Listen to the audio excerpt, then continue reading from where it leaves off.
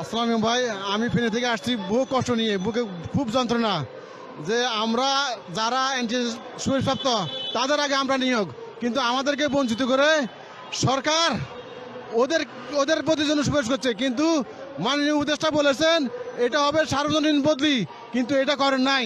এটা কেন করেন নাই, ওনাদের কি কারণে করেন নাই? ওনাদের একটাই প্রশ্ন, আমরা কি শিক্ষক না? আমরা কি ওদের আগে নিয়োগ পাই নাই? আমরা তো খুব কষ্টে আছি।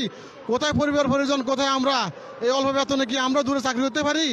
আমাদের একটাই প্রশ্ন, উনি সার্বজনীন বলে কেন শুধু NTS এর সুপারিশপ্রাপ্তদের জন্য বদলির প্রজ্ঞাপন করলেন? আমি এটা জানতে চাই মাননীয় উপদেষ্টার কাছে।